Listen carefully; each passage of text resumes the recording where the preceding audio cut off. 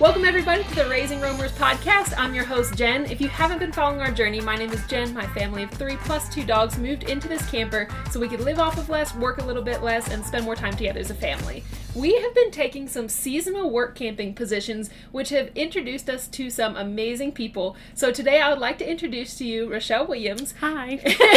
And she is one of our amazing coworkers. Our paths only crossed for about 6 weeks. I know. But we had a bonfire right when you guys got here and just vibed immediately. Oh, for sure. I'm like, you are my kind of person. Uh-huh. So I'm so thankful that even though it's just for a short time for now, that our paths have crossed. Absolutely. And oddly enough, our hometowns are 3 hours away from each other. For sure. So it's big. Doing this live, there are so many small connections like that we have found. Absolutely. And I would have never guessed to meet fellow Missourians out here in Arizona. In the middle of nowhere. Yeah, exactly. Exactly. Right. So life happens for a reason. For sure. So first, I guess just introduce yourself. Tell us about who you are, what were you doing before camper life, and how did you decide to make this transition? Yeah. So in 2020, when COVID hit, it was something that's been on the back of our minds for a while. My grandparents lived full time in their camper in a big old bus. We didn't want a big old bus, but it was kind of that's kind of cool that they do that, but they did it retired, and we're we're young, we don't have kids, and it's something that was super intriguing. And then when COVID hit in 2020, we were like, why don't we just do it? And so I still had a year left of school, but I was like, what if we went ahead and just bought it? I finished school while we still adjust to camper life, and then we hit the road after graduation. And that's exactly what happened. The whole process was it was not an easy process to get a camper at 21 years old, and they're like, you don't got enough credit, all this back and forth. And then we finally got it, moved in. Then we got our dog Lucy a couple months later because we finally were in our own place. We're gonna have our own dog. And then I finished school in May of 2021. And the goal was to actually work remotely and do our own traveling. But unfortunately, the whole finding a remote job was so difficult at the time. The job market was that was when the job market was just atrocious. So we finally found work camping, and we're like, why don't we just do that instead? So we ended up in Gatlinburg, Tennessee for our first summer for a few months. And it's just kind of gone. I mean, that was almost 4 years ago now. So that's incredible. Yeah. And so your husband Spencer, so was he totally on board with this, or at first was he what in the world are you thinking? He was kind of okay, this is interesting. Yeah. But he wasn't as for it. And then we got to talking about it, and he's like, okay, that actually seems really cool. I showed him a bunch of other, Instagrammers that did the same thing. And I was like, this could be us. I'm not sure if you had the same experience, but I feel like women are the dreamers and guys are the doers. Oh, absolutely. For sure. Yeah, so I remember I first brought this idea to Tyler, and he's like, you're absolutely insane. What are you thinking? But then it's when you do break down the logistics, I feel like guys need numbers. Yes. And when you're able to show them hey, this is how much money we can save, this is how much money we can make, and things like that. For sure. Yeah, so you had the same experience. Kind of, yes. And Spencer was kind of in a point where in his life he's like, I don't have a career going. He was just kind of working odd jobs as I was going through school. I worked at Walmart for a little bit. I tutored for a little bit. So we just kind of worked odd jobs, and he's like, well, I guess I can figure out what I want to do while we're traveling. So that's kind of what his thought process was. That's amazing. So you mentioned the transition was difficult. It was very difficult for us too. What kind of hurdles did you run into? So there was a lot of backlash with, are you sure this is what you want to do? Even my grandparents who had been doing it for 7 years at the time, they're like, I don't know if you're going to be good with this kind of lifestyle. And then getting the camper, there was a whole bunch of hurdles we had to jump with trying to find a place that was within a drivable range of my school.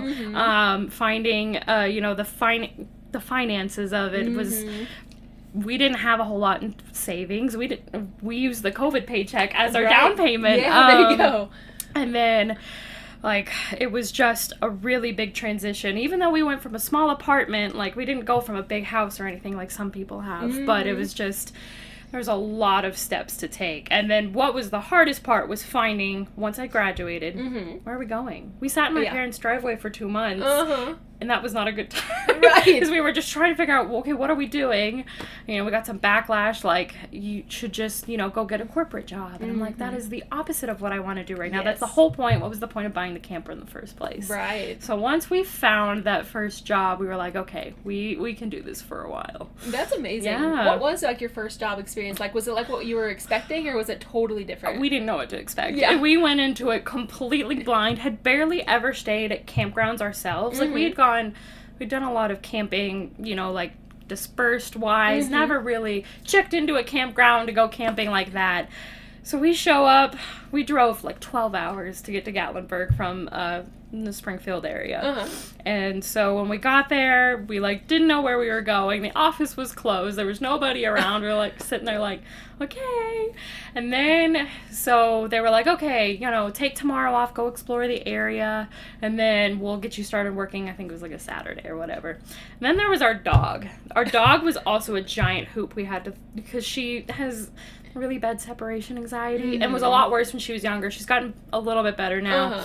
But we were sitting in the middle of all these like campers that were there for like, you know, their vacation, and we're living there, and we're like, oh, we have to put her up for work, and she's like just as loud as we could be. We're sitting there stressing out, but it ended up all working out. And we got into the job, and we're like, okay, this is kind of difficult. We don't really know what we're doing, but we're just hanging by the seat of our pants. We're getting paid to be here. We don't have to pay for our site. And then we got moved over finally to the workers area, and all was so much better. A good deal. So, we don't like to take jobs that we have to sit in the middle of all the other campers now. I like to have our own separate workers area. Yes, I don't blame you one bit. What kind of roles have you guys had over the last few years, and how long have you guys been doing this, by the way, too? Summer 2021, so it's been like 4 years now. Amazing. Yeah, so we'll be going into our 5th summer this year. So, incredible. I've done a lot of housekeeping jobs. Front desk, like reservations. Spencer's kind of been all over the place with his jobs. Like here, he's just kind of an everything man.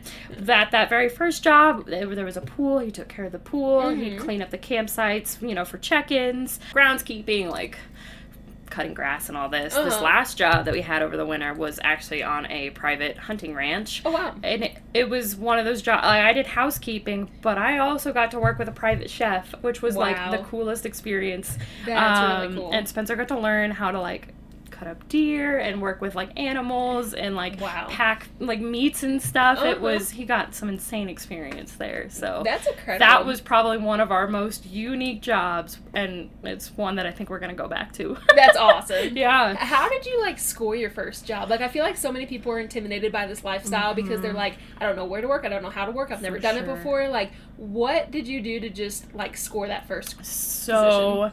My grandma, who was the one who'd been doing all this traveling, she was the one who sent me a bunch of websites. At first I ignored them. I was like, no, this isn't what I want to do. And then when I finally went on them, I was like, oh, Spencer, there's actually like a lot of jobs. So there's a bunch of free websites. There's also Facebook groups. So that first job was from a free website, and we just we emailed, and they're like, hey, we'll call you for an interview. They were like, hey, when can you get here? We showed up right after 4th of July, and that was that. But then we've had a lot of other jobs that we found on Facebook. We also have a website that we pay for, and it's only like $40 a year, but that's where we've scored some really good jobs. Wow. So our summer job that we were at last year, and then going back to this year, we found that one there. But yeah, so there's just so many different websites and what's the word I'm looking for? Oh gosh, like platforms. Yeah, that's yes, for sure. That's amazing. So, yeah. And like when you really look at it, like the job interview process is really not that different from like any other jobs. It's totally. It's just most of the time it's virtual. It's not in person, and that is the one thing that you run into with this is that you don't get to feel out, like they don't get to feel you out in person, and you don't get to feel them out. And we have had some real bad experiences with not being able to meet them in person beforehand. Oh boy. If you like what you're hearing, make sure to subscribe at the button below. So this is our first work camping experience. So we are very lucky where we've had a good supervisor, good coworkers, a good environment. Yeah. But not all positions are like that necessarily. No. So what kind of hurdles have you faced, like at the actual jobs in person? So the job that we actually went to at first honestly was not even that good of a job, but we were just very naive in the workers world that we didn't realize how many red flags that there were. And I look back and I'm like, holy cow, why did we go back in the first place? Because we worked from like July to November, and then we went to another job that also was just a whole thing, and then we went back, and then I'm like, there's so many red flags, why did we go back? But there's a reason for everything. We met some of our closest work camping friends. Amazing. For going back. Like that was the biggest reason. But the jobs itself, it was just, everything was being rednecked, everything was falling apart. It was a corporate position that they didn't care about the campground. They cared about the money, and you could just tell. So it was disappointing. The next year, we scored what I thought was the dream job. It was in Jackson, Wyoming. Oh, yes. It was the most perfect place. That is my favorite place to this planet. And that was my favorite place that we ever work camped. But the people we worked for were some of the most two-faced people. And it was disappointing because it was like, we couldn't figure that out over a phone call. Right. And the first 4 months were fine. Yeah. And then so there was a flip, and we were starting to feel it about mid-season. We're like, okay, there's some flags that are being raised, and we were like offered to like even stay the winter and even come back the next summer. So we were about to stay there for them for another year and a half. Yeah. And then there was just some things, and it just kept building up, and we were like, no, this can't happen. Yeah, and you can always sense when like something was wrong, even if you can't like quite articulate what's wrong. Just like that change of like atmosphere, change of pressure, you know, like you can feel it. Oh yeah, and what was sad was that the friends that we'd met the summer before, we went with them. So it was us and our friends, and we all were at a point, do we leave? But the issue was with that place is that they had offered us a ginormous bonus to stay the rest of the season. Oh, okay. And it was financially for us, like, this life, they're so good financially for some, but for us, there was a point where we were not good with our money, and then right after that, we went through a huge financial hardship. So financially, we had to stay there and get that bonus to make our lives easier. Yes. But even with that, our lives were not easy because we had to put up with the most two-faced managers ever. And they had their little minions that were another couple there that just kissed up all the time. Yeah. And it was just really disheartening, and they were the favorites. And if you weren't them, it wasn't a good time. Yeah.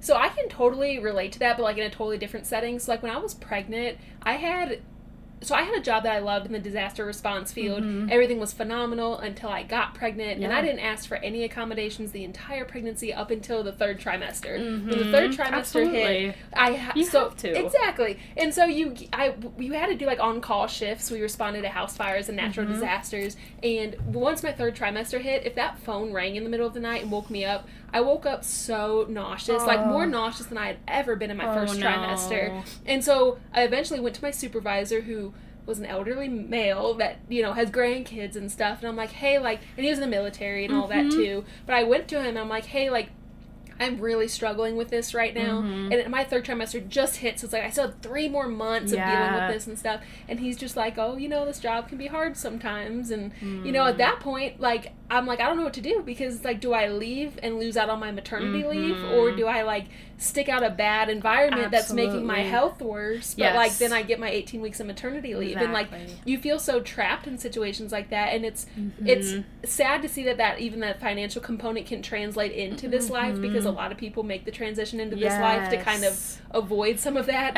And we did so good financially for the first little bit, but it was our second job.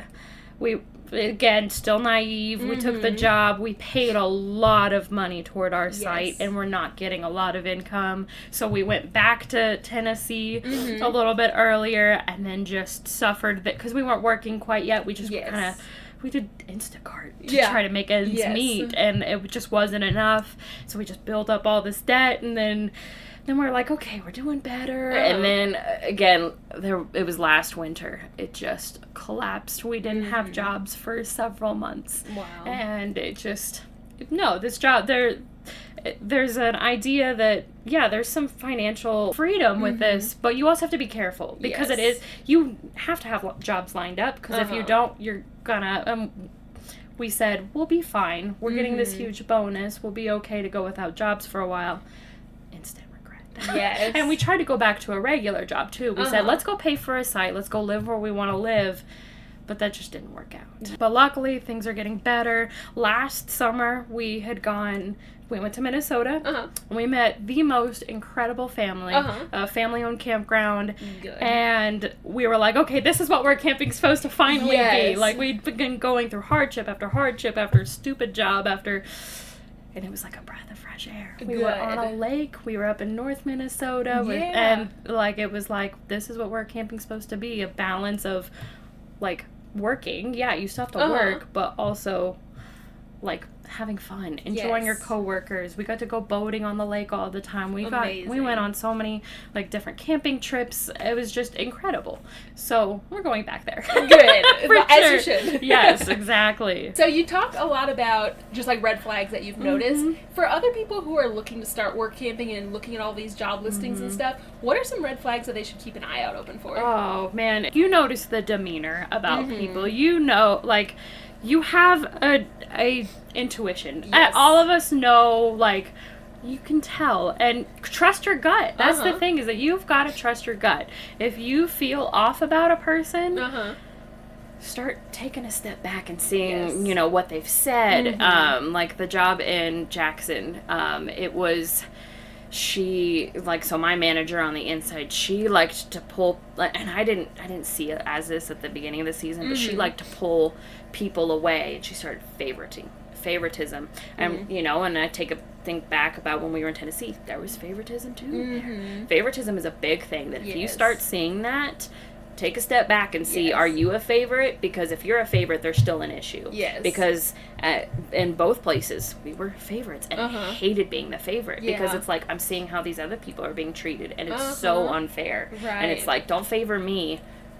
Be a good manager and respect all your employees. Don't sit here gossiping about other coworkers. That's an immediate, absolutely not. Yes. Like, I've seen that in several different places when they just start talking about other coworkers, and you're like, okay, that's not okay. Right. For us, so we don't like to pick a job that we have to pay for our site. This is one of the first ones that we've done in a long time where we have to pay any hours to our site. That very first one that we paid hours to our site, we did the math. We were paying $12 less than the people that lived there monthly. Oh my gosh. And I didn't do the math, you know, again, naive, didn't know. We were paying so much for a site that was just a concrete spot. Like, it didn't make any sense. Right. And again, there was gossip there too. They started talking about other coworkers. It's just, you have to watch the demeanor of people, and I guess that's with any job in life, but, like, when you're living where you're working, there is a different vibe. Yes. You become really close with people around you. Really fast, for sure. And so you want to know who you're getting close with, and who you're working your day-to-day life with is going to be someone, you know, that you're going to be able to work with for the next 4 to 6 months. Absolutely. And for people that, like, aren't experienced in this yet, so jobs are set up in a bunch of different ways. So, like you mentioned, your grandparents are a great example. Like, there are people that live the retired life doing this, and they're just looking for something to do. Like, they don't necessarily need the money. Exactly. They're getting the money from the government or whatever, and, you know, like, they're just wanting seasonal jobs so they can travel and see things. Yeah. So there are a lot of jobs out there where it is strictly volunteer. Yeah, like, we give you a free place to stay, you work 20 hours a week, and we don't give you any cash. If you have another source of income, perfect. Right. That's great. We will never be able to accept a job like that. Yeah, so then we have jobs like that where it's like volunteer. You have some jobs that are kind of like where we are now, where you have to work a certain amount of hours to pay for your spot, and then every hour after that is cash. Yes. So that's kind of like a nice happy medium. Yep. And then you have your jobs where full hookups are included. Yes. Electric, water, wastewater management, you know, the whole shebang is all included, and you get paid. So it's really important for people that are looking into this lifestyle to, like, look at their financial situation and see what kind of opportunities they can live with, like, realistically, before they even start narrowing them down at all. And you got to be careful with those places places that do, they pay you on top, but they charge you for the site. Like, again, we took this job because it was kind of we needed something in the middle of our two jobs, but normally we're not ones that I don't agree with charging site fees personally. I think if they are, choosing you to come work for them, there's really not much that's costing them besides maybe the electricity to have you sit in their spot. Yes. Because a lot of times it's designated spots. Like we'll have the same exact spot when we go to Minnesota. That is a designated work camper spot. Right. They're not losing money by renting it out. Yes. So that's where I'm like, I don't agree with it. But again, everyone's financial situation is different. And also a lot of those places that do that, they're more of a part-time place. Yes. So it just all depends. Yeah, and like some of these spots too, like even looking at it from like a management perspective, like you said, like our work camping spots are not necessarily regular paid spots, because then if you don't have the work campers, you don't have the functioning day-to-day operations. For sure. Yeah, so you have to think about that.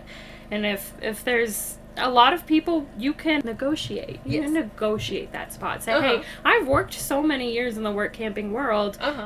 I'd like to not pay at least for my site, or at least not as many hours of our site. For Absolutely. Sure. And I feel like this industry, you can negotiate even more than you can with like corporate jobs. Absolutely. Like corporate jobs, even like the campground that we're going to this summer is like a franchise out of a massive company, right? But even then, like, the franchise owners have the flexibility to do what they want to do and do what they can do. For sure. Where, like, corporate jobs, like, they might be given, like, a certain budget. Like, you cannot exceed this, you cannot exceed that. Where, like, while campgrounds still have budgets and everything, like, they're allowed to be way more flexible because they tend to be smaller operations than, like, these massive, like, corporate jobs. And that was our very first gig, was a corporate job. And we didn't really see it that first season, but the second season, they were constantly, don't work too many hours, don't work too many hours. We can't buy this, we can't buy that, but yet they spent $200,000 on all these really big, awful campers. Oh no. So it's just, you have to be careful with corporates. And personally, private is the way to go. If it's a private campground, I think franchise, I think it's gonna, I hope it's good. Yes. I absolutely wish all the best, and I hope that it works. Yes.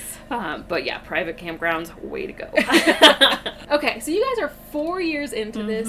Do you guys see, like, doing this for your whole lives? Do you see hitting a stopping point, or what kind of timeline are you thinking? The last, like, 6-8 months, this has definitely been a big topic of conversation. I bet. So, yes, it's definitely in the near future that we are going to, we don't know where, but we want to settle.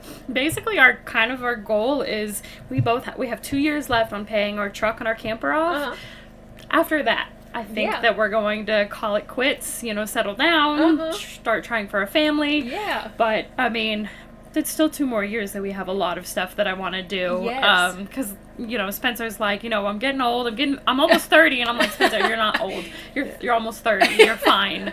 But it's coming to a point where, we're getting not tired, but we've been doing it for a while. Yeah. We're almost ready. But again, I think setting a good, in 2.5 years, I think we'll start trying to figure out where we go from there. There you go. Yeah. And I think something that people don't realize, I feel like you see all the social media influencers that talk about how incredible this life is, and it's very incredible and very unique. Oh, absolutely. It's also very exhausting. It's exhausting. Trying to find a job every 4 to 6 months.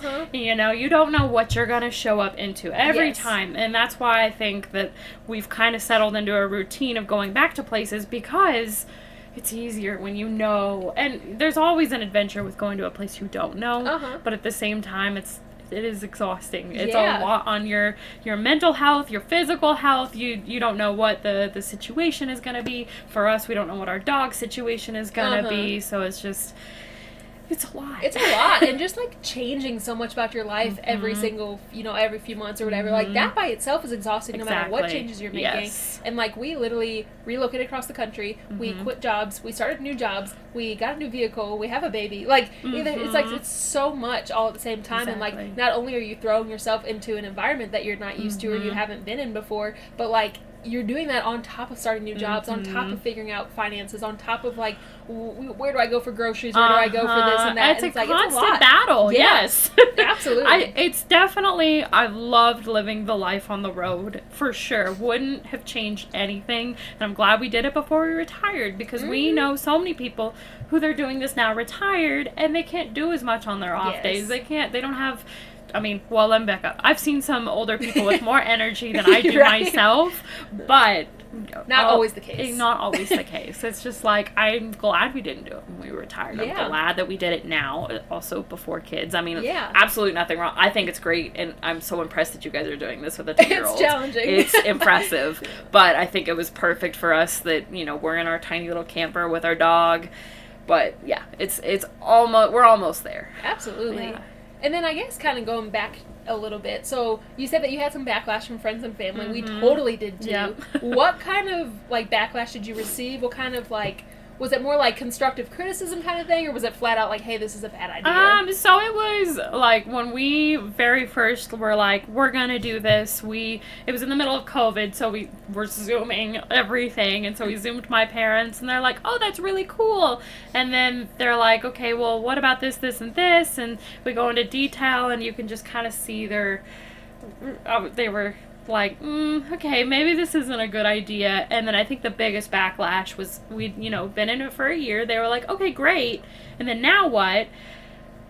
It was the whole job situation, sitting at their house for a couple months. It was just like, well, maybe you should just go back to a corporate jobs. And it's like, then what was the point? Yes. And Spencer's family wasn't as, they were a lot more encouraging. All the friends that we had were like, go and do this. This is so cool. It was, but, it's just, everyone has their things. Yes. And and I know that they're just looking out for the best of us, but sometimes what they think is the best for us isn't the best for us. Yes, absolutely. And like, we kind of faced a similar thing where like, especially when we started having truck issues, people were like, oh, maybe it's a sign that you have to stay here, and this is a great reason to just back out and stay in Southeast Missouri. And like, we just knew that wasn't the right thing for us. And like, we feel like, even though people like gave us backlash, like we were called hippies and gypsies and anything you can think of under the sun, but like people that really know us, they aren't that surprised. Exactly. Yeah, no, for sure. It's just like, if you know us, you know that this is going to be good for us. Yes.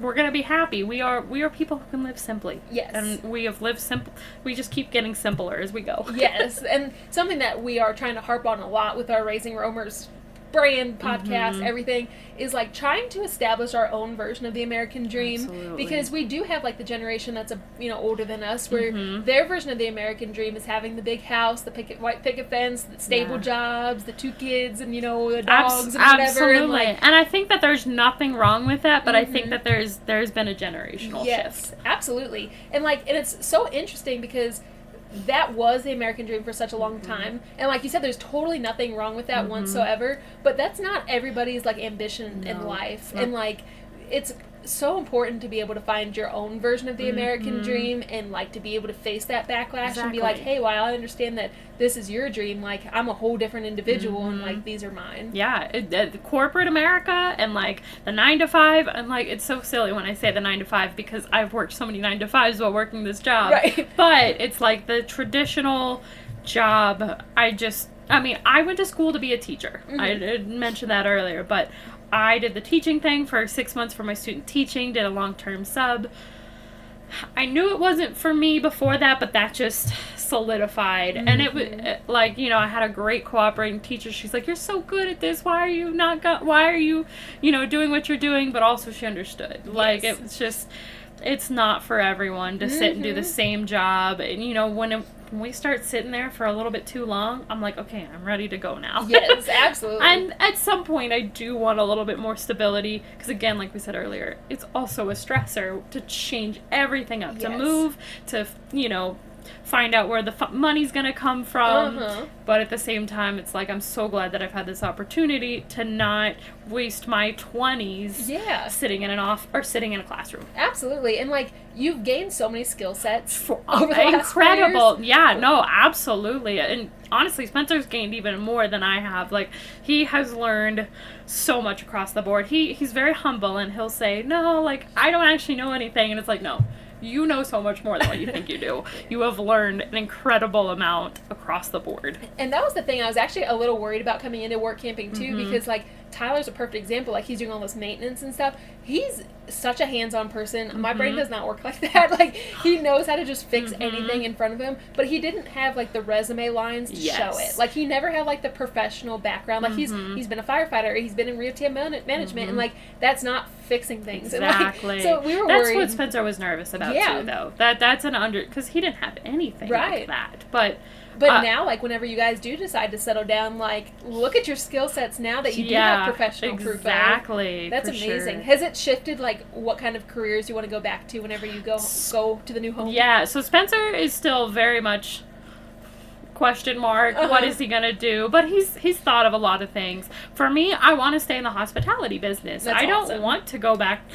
Like, the teaching is always a backup option. Yes. But unfortunately, with the way that education is right now, it's not something I want to go into. Right. But hospitality, I worked in a hotel, a regular hotel, for a couple months. I was a night audit. I kind of hated being the night audit, but I loved the hotel industry. And I've learned to love I'm a people person. And I think that I'm good at hospitality. Absolutely. So I want to keep in this realm, just maybe go to a, hotel, resort, or something like that. That's amazing. So I'm not for sure on 100% what it is, but I think I've got the skill set to find a job in that. For sure. Yeah. And now you have all these supervisors back you up, too. Exactly, that too. All right, so you've ended up in all kinds of places around the country. That has had to lead to some incredible adventures. I told Tyler a long time ago, like, hey, like, look at all these things we've done since we've lived in Arizona. I'm like, if we were living in Missouri and had to get on an airplane every time we wanted to do one of these things, we would never accomplish the amount that we've accomplished in the last 4 months. So what are some of just, like,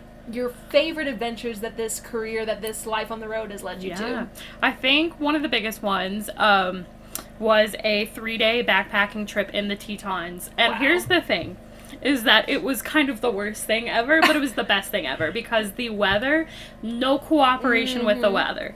So it was 2 nights, 3 days. We went with one of our coworkers. She came along, so it was the 3 of us. The Tetons is my absolute favorite national park, and it was so cool. But, so day 1, clear skies. Beautiful. It was a little hot, but it was a short hike that day to get to our campsite. The next morning, it was starting to cloud up, and we knew that rain was in the forecast. It was probably like 11 o'clock. We're slowly, painfully making our way up the mountain, because we knew our peak was at about it was 9,000 feet. Oh, wow. It was the Paintbrush Divide. It was supposed to be gorgeous views at the top. We're painfully making our way up, and you can't see nothing. It's just super cloudy, and we were like, ugh, this is so disappointing. I mean, it was so cool all at the same time. But by the time we were getting to the top, we were getting sprinkled on. And then we knew we were not even halfway through our day. That was the long day of hiking. It was probably 13, 14 miles in one day. And then it was, okay, we just have to make our way down the mountain. And it was just pouring rain, just constant. And my backpack didn't have the proper cover. Our friends, she was using a trash bag on hers. We were just slowly tromping down the mountain, quietly, silently, painfully. But the thing is, like, we got about halfway down, and you could see the famous Solitude Lake. So gorgeous, even though the sun wasn't like hitting it. It was so cloudy, rainy. It was beautiful. Good. Oh my gosh, it was incredible. But we get halfway down the mountain, we're like, all right, the morale is so low. Oh no. We get to Solitude Lake, and we like talked about how we wanted to get in and maybe like, stop and eat there. It's just pouring down rain, and we're like, this isn't worth it. And we're like, we still have so many miles to get to our campsite, because we had to go off of the loop that we were hiking to get to a campsite that was available. Gotcha. And of course, so we have to go back up a hill to get to that site. There was at one point I literally said, guys, I can't go on, and they looked at me and they're like, oh, we still got a while to go. And I'm like, and I'm still moving as I'm saying this. We make it to our campsite. It stopped raining. It was like a blessing that it stopped raining. It let us eat and set up camp and get water before the night. And then by the time we crawled into our tents, it was raining. It rained all night. I didn't have I had one pair of shorts and a sweatshirt that was dry because they were in the middle of my pack. Oh, no. And then we get up and it's still pouring rain. And we give it a few minutes. Spencer makes breakfast for us. And we were able to take it down before it started raining again. It was just everything was soaking wet, but we had a couple hours of hiking. And then, of course, the last, mile to the car, down. Oh, no. So, but, it was so hard, but, seriously, the best thing that I think we've done on this trip. And we've done a lot of cool things. Yeah. But, that's, still number one. Shout out to Emmy, because she was so fun to do it with the three of us. And we saw 2 bears while we were there. Cool. Yeah, kind of terrifying all at the same time, but it was so cool. Adrenaline dump. For sure. It was the best thing, but also, one of the worst things. Yeah. And it's, one of those things, too, it rained on us a lot for Havasupai Falls, too. But it's, even when you're in pouring down rain in the nature, you're not worried about work, you're not worried about money, it sucks. Your feet might hurt, your back might hurt, your you're head. Soaking wet. Yeah, you're soaking wet. And, lots of times we were like, man, the morale is so low. There's at one point, I remember we were filling up water before we got to our second campsite. Uh-huh. The sun came out for 2 minutes and I just basked in it. I'm like, this is the best part. Yeah. But the views the first night were super cool. We were way up high. It was something I've never ever take back. Top experience. Good. Yeah. That's incredible. Yeah, for sure. And we're excited that hopefully in the next couple weeks we're going to make a couple more really good memories in this beautiful state. Good. We are so excited to do our first podcast episode in a while. We are hoping to make this a more regular thing. We are switching jobs in just a month now, where we are going to meet so many more work campers to be able to talk to. Be sure to check out our website for Raising Roamers merchandise. We have enamel coffee mugs and long sleeve t-shirts. We have 10 designs that you can choose from with a bunch of different base colors as well. And thank you guys for watching the Raising Roamers podcast. Thank you so much. Thank you for having me. It's been so fun to talk about this. Absolutely. You are it's so much fun to pick your brain. I'm so glad you guys jumped on this early. Yeah. And you guys are just making memories of a lifetime. Of course, yeah. We're excited to keep going for at least a little bit longer. Good. Subscribe to our channel and we'll see you next time. Thanks.